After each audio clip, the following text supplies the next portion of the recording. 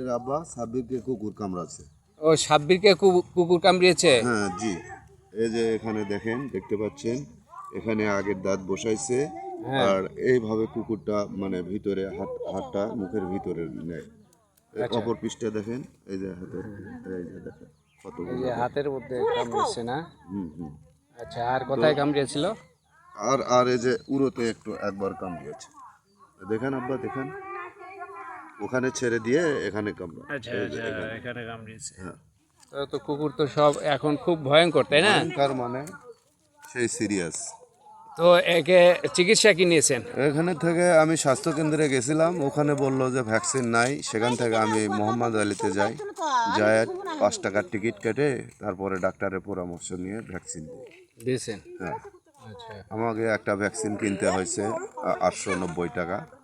তারপরে আর 3টা যে দিছে, একটা 15 তারিখে হয়েছে, একটা 18 তারিখে হইবে, একটা 22 তারিখে হইবে।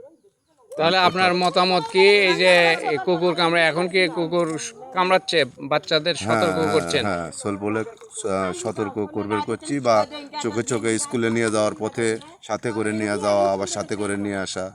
এখন সব কুকুর হুন্না হয়ে আছে, একটা বাচ্চা হয়তো কামড় দিল আমার ছেলের মতো। এই জন্য আমি সবাইকে সতর্ক করেছি। ধন্যবাদ। ধন্যবাদ। আসসালামু আলাইকুম।